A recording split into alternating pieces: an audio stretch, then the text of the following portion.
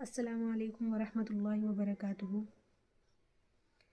واللہ آج کے ٹائم میں اگر ہمیں کوئی یہ کہے کہ آپ کو دین کی دعوت دینی ہے لوگوں کو، بہت ڈیفیکلٹ ٹاسک ہے، رائٹ؟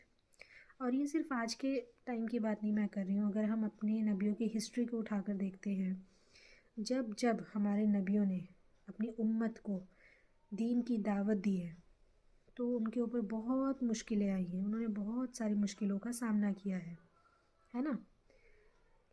ابھی اگر ہم اپنے اس ٹائم کی بات کریں تو یہ بھی ایزی نہیں ہے۔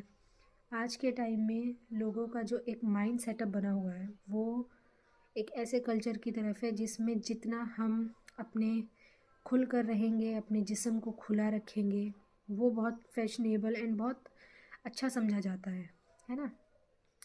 اور جتنا ہم دین پر چلیں گے، جتنا ہم اپنے دین کے کلچر کو اپنائیں گے، اتنا ہمیں بہت ایک ان ایجوکیٹڈ الٹریٹ، جس کو ان پڑھ گنوار لوگ کہا جاتا ہے، وہ سمجھا جاتا ہے۔ تو یہ تو شروع سے چلتا چلا آ رہا ہے۔ جیسا ہمارے نبیوں کے ٹائم میں جب ہمارے نبیوں نے دعوت دی تو ان کو بھی بہت سی چیزیں سہنی پڑی۔ اگر ہم دعوت دیں گے تو obvious سی بات ہے ہمارے لیے بھی یہ کوئی ایزی ٹاسک نہیں ہوگا۔ اور دعوت دینا واللہ دعوت دینا بالکل ایزی ٹاسک نہیں ہے۔ کیوں؟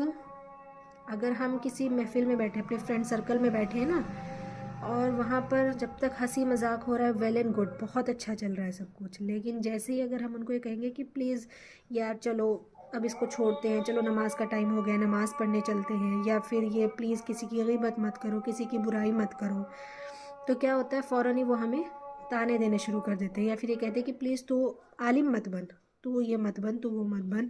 اور اگر ہم چلے جاتے تو ہمارا پیچھے سے مذاق اڑایا جاتا ہے۔ اٹس ریالٹی، یہ ہماری دنیا کی، ہماری سوسائٹی کی، ہمارے سرکلز کی، جن کو ہم اپنا سو کالڈ ٹرو فرینڈ سمجھتے ہیں نا، تو اس کی یہ حقیقت ہے۔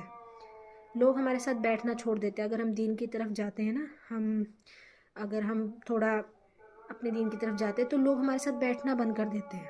اگر ہم لیڈیز سرکل میں ہیں اور اگر کوئی خاتون جو ہے، کوئی لڑکی ہے، وہ عبایا پہننا اور اللہ کی طرف جانا شروع کر دے گی تو آپ دیکھنا اس کا سرکل کم ہوتا چلا جائے گا۔ وہیں اگر وہ چگلی کرنا شروع کرے گی، کسی کی برائی کے لیے وہ کرے گی اور پورا ایک دم فیشنیبل ہوگی، تو لوگ اس سے جڑتے چلے جائیں گے۔ نعوذ باللہ، یہ ہماری سوسائٹی کی حقیقت ہے۔